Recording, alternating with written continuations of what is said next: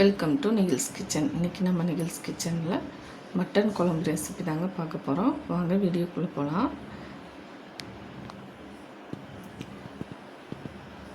நான் மட்டனை 1 கிலோ மட்டனை 4-5 வாட்டி வாஷ் பண்ணி எடுத்து வச்சுருக்கேன். இப்போ குக்கரில் சேர்த்துக்கிறேன். இது கூடவே மஞ்சள், கொஞ்சமாக உப்பு சேர்த்து கொஞ்சம் தண்ணி சேர்த்து ஒரு 4-5 விசில் விட்டு எடுத்துக்கலாங்க. நல்லா வெந்து வரட்டும். அதுக்குள்ளே மசாலா ரெடி பண்ணிக்கலாம். இப்போது ஒரு கடாயில் கொஞ்சமாக எண்ணெய் சேர்த்துட்டு காரத்துக்கு ஏற்ற மாதிரி காஞ்ச மிளகா எடுத்துக்கலாங்க. மிளகா எந்த அளவுக்கு எண்ணெயில் வறுபடுதோ அந்த அளவுக்கு நல்ல டேஸ்ட் நல்லாயிருக்கும். இப்போ மிளகாவை தனியாக எடுத்துக்கலாம். இது கூடவே தனியா, ஜீரகம், மிளகு இதெல்லாம் சேர்த்து நல்லா வதக்கிக்கலாம்.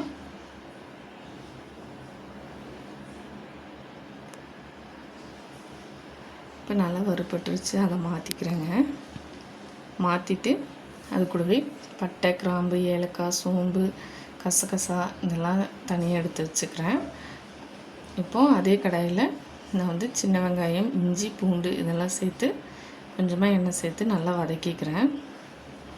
இது கூட 3 தக்காளி கட் பண்ணி வச்சுருக்கேன், அதையும் சேர்த்துக்கிறேங்க.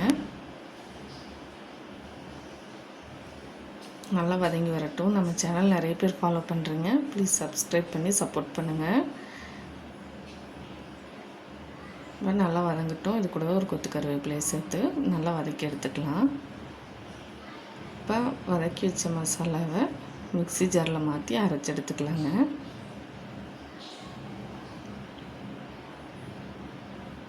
இப்போது மட்டன் நல்லா வெந்துருச்சு. இப்போ தாளிச்சிக்கலாம். நான் ஆயில் கேனில் ஊற்றுனது போக இருந்த எண்ணெயை தாளிக்க சேர்த்துக்கிட்டேன். இப்போ கடுகு சேர்த்துட்டு நல்லா பொரிஞ்சிருச்சு. கருவேப்பிலையை சேர்த்துக்கலாம். இப்போ மட்டன் சேர்த்துட்டு ஒரு 5 நிமிஷம் அந்த மட்டன் வேக வச்ச தண்ணியோடவே நல்லா வேகட்டும். அதுக்குள்ளே அரைச்ச மசாலாவை இது கூட சேர்த்துக்கலாம்.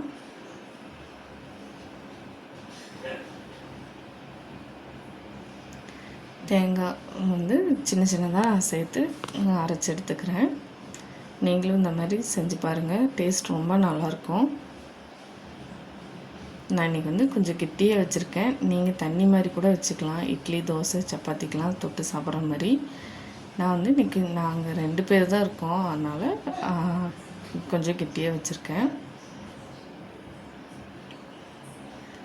எக்ஸ்ட்ராவாக இருந்த தேங்காவை நான் குழம்புல சேர்த்துக்கிட்டேங்க.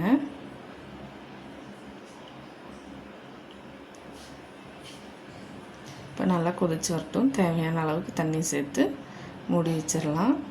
நான் மறுபடியும் உப்பு கொஞ்சம் கம்மியாக இருக்கனால மறுபடியும் கொஞ்சம் சேர்த்துருக்கேன்.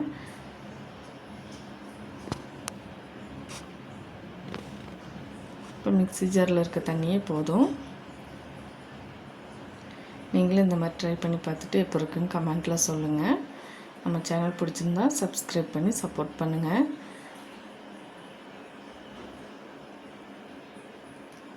சிம்பிளான மெத்தடில் எங்கள் வீட்டு ஸ்டைலில் நான் செஞ்சு காட்டியிருக்கேன்.